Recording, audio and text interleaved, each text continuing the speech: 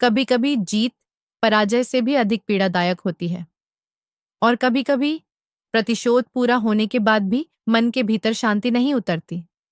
महाभारत का युद्ध समाप्त हो चुका था, लेकिन द्रौपदी का युद्ध अभी भी बाकी था। उस स्त्री का युद्ध जिसने अपमान का बदला लेने के लिए महायुद्ध छेड़ा। लेकिन जब सब कुछ समाप्त हो गया तो उस शून्य में बस एक ही प्रश्न गूंजता रहा।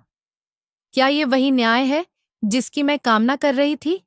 आज की इस कथा में हम बात करेंगे उस क्षण की जब श्री कृष्ण ने द्रौपदी को न केवल ढांढस बंधाया, बल्कि उसके जीवन के सबसे गहरे प्रश्न का उत्तर भी दिया। आइए चलें उस कक्ष की ओर जहां एक महारानी निशब्द बैठी है और एक सखा उसके आंसुओं को पढ़ रहा है। 18 दिन के युद्ध ने द्रौपदी की उम्र को 80 वर्ष जैसा कर दिया था। शारीरिक रूप से भी और मानसिक रूप से भी शहर में चारों तरफ विधवाओं का बाहुल्य था। पुरुष इक्का दुक्का ही दिखाई पड़ता था। अनाथ बच्चे घूमते दिखाई पड़ते थे, और उन सबकी वह महारानी द्रौपदी हस्तिनापुर के महल में निश्चेष्ट बैठी हुई शून्य को निहार रही थी। तभी श्री कृष्ण कक्ष में दाखिल होते हैं। द्रौपदी कृष्ण को देखते ही दौड़कर उनसे लिपट जाती है। कृष्ण उसके सिर को सहलाते रहते हैं और रोने देते हैं। थोड़ी देर में उसे खुद से अलग करके समीप के पलंग पर बैठा देते हैं।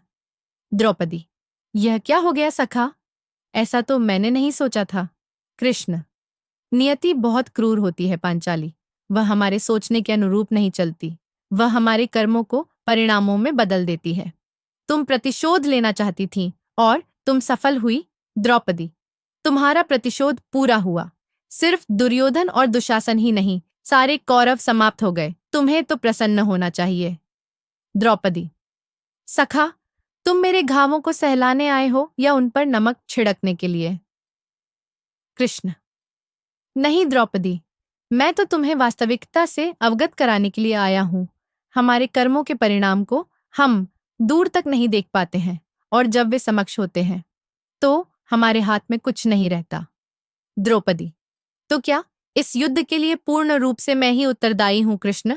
कृष्ण, नहीं द्रौपदी, तुम स्वयं को इतना महत्वपूर्ण मत समझो। लेकिन तुम अपने कर्मों में थोड़ी सी दूरदर्शिता रखती तो स्वयं इतना कष्ट कभी नहीं पाती। द्रौपदी, मैं क्या कर सकती थी कृष्ण? तुम बहुत कुछ कर सकती थी।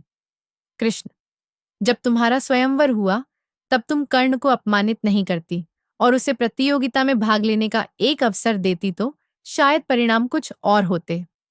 इसके बाद जब कुंती ने तुम्हें 5 पतियों की पत्नी बनने का आदेश दिया, तब तुम उसे स्वीकार नहीं करती तो भी परिणाम कुछ और होते।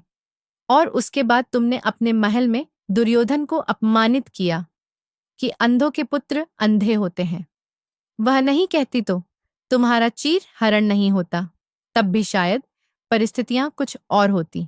हमारे शब्द भी हमारे कर्म होते हैं द्रौपदी, और हमें अपने हर शब्द को बोलने से पहले तोलना बहुत जरूरी होता है। अन्यथा उसके दुष्परिणाम सिर्फ स्वयं को ही नहीं, अपने पूरे परिवेश को दुखी करते रहते हैं। संसार में केवल मनुष्य ही एकमात्र ऐसा प्राणी है जिसका झर उसके दांतों में नहीं, शब्दों में है। इसलिए शब्दों का प्रयोग सोच समझ कर करें। ऐसे शब्द का प्रयोग कीजिए जिससे किसी की भावना को ठेस न पहुंचे।